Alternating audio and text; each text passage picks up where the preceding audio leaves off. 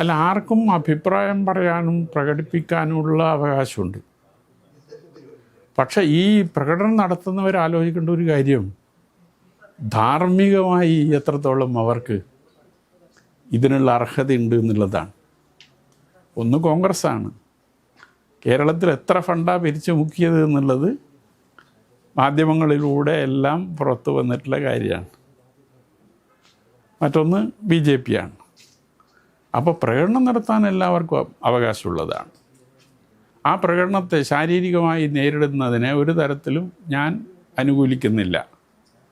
പഴയ കാലമല്ല ഇത്. പഴയ കാലത്ത് ഈ പാർട്ടിക്ക് വലിയ നിലയിലുള്ള കടന്നാക്രമണങ്ങൾ നേരിടേണ്ടി വന്നിട്ടുണ്ട്. ആ കടന്നാക്രമണങ്ങളെ പ്രതിരോധിക്കാതെ പാർട്ടിക്ക് മുന്നോട്ട് പോകാൻ സാധിക്കുമായിരുന്നില്ല. അപ്പം അതുകൊണ്ട് അത്തരം സംഭവങ്ങൾ ഉണ്ടായിട്ടുണ്ട്. പക്ഷെ ഇപ്പം അങ്ങനെ ഒരു കാലമല്ല. കൂടുതൽ ജനങ്ങൾ സമാധാനം ആഗ്രഹിക്കുന്നവരാണ്.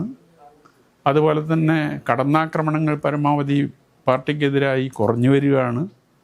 അങ്ങനെ വരുമ്പോൾ അതിൻ്റെ ഭാഗമായി അക്രമ സംഭവങ്ങളും കേരളത്തിൽ കുറയുകയാണ്. പാർട്ടി തന്നെ തീരുമാനിച്ച് കീഴെ വരെ അറിയിച്ചത് പാർട്ടിയുടെ മുൻകൈയിൽ ഒരക്രമ സംഭവങ്ങളും കേരളത്തിൽ നടക്കാൻ പാടില്ല എന്നതാണ്. അപ്പം അതേ തുടർന്ന് കുറേയൊക്കെ കുറഞ്ഞു വന്നിട്ടുണ്ട്. ഇത് ഈ വിഷയവുമായി ബന്ധപ്പെട്ടുകൊണ്ട് നടന്നു കണ്ടിട്ടുണ്ട്. അതിനോട് അനുകൂലമായ ഒരു നിലപാടല്ല എനിക്കുള്ളത്. ഇതൊക്കെ ഈ കുട്ടിക്കുരങ്ങന്മാരെ കൊണ്ട് ചുടിയോറ് വാന്തിക്കുക എന്നൊരു ചൊല്ലുണ്ടല്ലോ. അപ്പോൾ അതാണ് ഇതിൻ്റെയൊക്കെ ഭാഗമായി നമുക്ക് കാണാൻ സാധിക്കുന്നത്.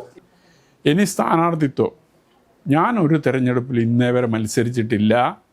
ഇനി എൻ്റെ ജീവിതാന്ത്യം വരെ മത്സരിക്കാൻ ഉദ്ദേശിക്കുന്നില്ല. ഞാൻ മാധ്യമങ്ങളോടെല്ലാം പറഞ്ഞ ഒരു കാര്യമുണ്ട്, ഞാനൊരു കമ്മ്യൂണിസ്റ്റുകാരനായി തന്നെ എൻ്റെ അവസാനം വരെ ജീവിക്കും. ഒരു രാഷ്ട്രീയ പാർട്ടിയിലേക്കും പോകാൻ ഞാൻ ഉദ്ദേശിക്കുന്നില്ല.